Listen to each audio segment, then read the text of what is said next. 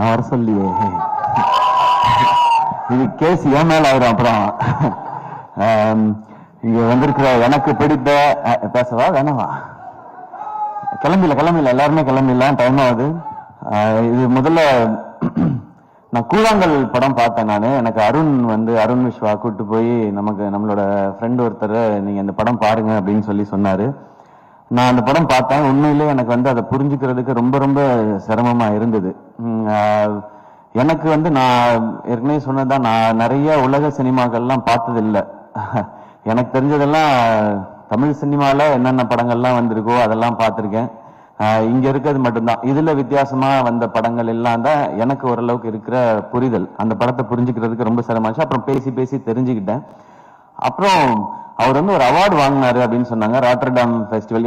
நமக்கு அதிகமா வெளியே தெரிஞ்ச festivals Cannes film festival, Oscar மட்டும்தான் நமக்கு தெரியும். இது ராட்டர்டாம் பிலிம் ஃபெஸ்டிவல்னு சொன்னாங்க. அதுல அவர் அவார்டு வாங்கியிருக்காரு அப்படின்னாங்க. ஓ அப்படியா, ஓகே அப்படின்னு சொன்னா நமக்கு தெரியல. அப்பதான் அருண் சொன்னாரு, இது ஃபர்ஸ்ட் பிலிம், டெபியூ பிலிம் பண்றவங்களுக்கு கொடுக்குற அவார்டு, உலகம் ஃபுல்லா இருந்து செலக்ட் பண்ணுவாங்க. இந்த அவார்டை ஏற்கனவே வாங்கினவர் கிறிஸ்டோபர் நோலன் அப்படின்னு சொன்னாரு. நான் அப்படியே பார்த்தேன் அவரை, வினோத்தை பார்த்துட்டு, எந்த ஊரு பிரதர் உங்களுக்கு அப்படின்னா, அண்ணா இங்க தானே, மதுரை தானே அப்படின்னாரு.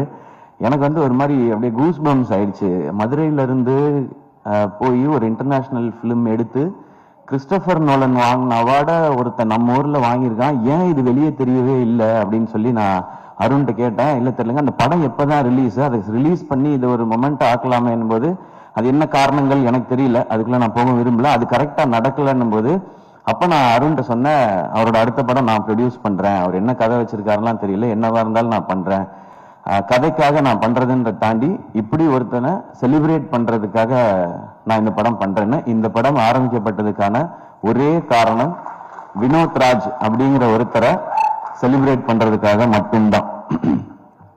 அதுக்காக இது என்ன பட்ஜெட் எதுவுமே தெரியாது. அவர் கதை சொன்னாரு, ஐடியா சொன்னாரு, எனக்கு ஃபுல் கதையெல்லாம் சொல்லாதீங்க, சொன்னீங்கன்னா அது இப்படி இருக்கலாம் அப்படி இருக்கலாம்ன்ற டிஸ்கஷன் வரும். நோ, உங்களுக்கு என்ன எடுக்கணும்னு தோணுதோ அதை எடுங்க, பட்ஜெட்டை ஒர்க் அவுட் பண்ணி கொடுங்க, இதை நம்ம பண்றோம், அவ்வளவுதான். ஏன்னா இங்க இருந்து பயங்கரமான படம் வரணும், நம்ம ஊர்ல இருந்து ஏன் வர்றதில்லை, நம்ம ஊர்ல இருந்து ஏன் வர்றதில்லை நம்ம அடிக்கடி கேட்டுட்டே இருக்கோம். அதை நிறைய இயக்குநர்கள் பண்ணிட்டே இருக்காங்க. அதையும் தாண்டி ஒரு ஸ்டெப் வைக்கணும்னா இந்த மாதிரி ஒரு விஷனோட வரும்பொழுது அவங்கள எந்த கேள்வியும் கேட்காம அந்த விஷனோட அவங்கள விட்டுறது தான் சரியா இருக்கும்னு எனக்கு தோணுச்சு. ஸோ இது வினோத் ராஜை செலிப்ரேட் பண்றதுக்காக நான் எடுத்த படம் இது. இப்போ அந்த செலிப்ரேஷன் ஆரம்பிச்சிருச்சுன்னு நினைக்கிறேன். இந்த படம் பார்த்து இங்க மிஷ்கின் சார் பேசினது, பாலாஜி சக்திவேல் சார் பேசினது, லிங்குசாமி சார் பேசினது, வெற்றி சார் பேசினது, இன்னும் நிறைய இயக்குநர்கள் பேசினது எல்லாம் பார்க்கும்போது ஓகே, நம்ம எல்லாரும் சேர்ந்து செலிப்ரேட் பண்ண ஆரம்பிச்சிட்டோம் அப்படிங்கிறது தான் எனக்கு அந்த சந்தோஷம் இருக்கு. வினோத், இது ஒரு ஸ்டார்ட் தான். இந்த படத்துல நான் என்ன இன்வெஸ்ட் பண்ணிருக்கேனோ இது போக இந்த படம் வெற்றி அடைஞ்சு எனக்கு லாபம் வந்தால் அதுல ஃபர்ஸ்ட் இருக்கிறத எடுத்து நான் உங்களுக்கு அடுத்த படம் அட்வான்ஸா கொடுப்பேன். நானு நீங்க அடுத்து என்ன படம் எடுக்கணும்னு நினைக்கிறீங்களோ அதை எடுங்க. அது போக இன்னும் கொஞ்சம் லாபம் கிடைச்சதுன்னா வினோத் ராஜ் மாதிரி இன்னும் எங்கேயாவது இயக்குநர்கள் இருக்காங்களான்னு தேடி கண்டுபிடிச்சு கொடுக்கறதுக்கு அருண் விஸ்வா இருக்கிறாரு. அவர் அந்த மாதிரி கண்டுபிடிச்சு கொடுத்தாருன்னா அவங்களுக்கு இன்னும் 2 பேருக்கு நான் அட்வான்ஸ் கொடுப்பேன். ஏன்னா சம்பாதிக்கணும் அப்படின்ற மாதிரி படம் எடுக்கணும். முக்கியம், சினிமால முக்கியமானது ஒரு பணம் போட்டா அதுல இருந்து நம்ம சம்பாதிக்கணும். பட் நான் சம்பாதிக்கிறதுக்கு நீங்க எனக்கு நடிகன்ற அங்கீகாரம் கொடுத்து என்ன அதுலயுமே ஸ்டார் ஆக்கி என் படத்துடைய வியாபாரத்தையும் நீங்க பெருசாக்கி வச்சிருக்கீங்க. நான் போய் சின்சியரா வேலை பார்த்தா நிச்சயமா காசு வரும். அப்ப அதுல இருந்து சினிமாக்கும் பயன்படுற மாதிரி ஏதாவது ஒண்ணு செய்யணும் அப்படிங்கறதான். அன்னைக்கு புஷ்கர் காயத்ரி அவங்க படம் பார்த்துட்டு என்கிட்ட கை கொடுத்துட்டு ஒன்னே சொன்னாங்க, this is your service to சினிமான்னு சொன்னாங்க.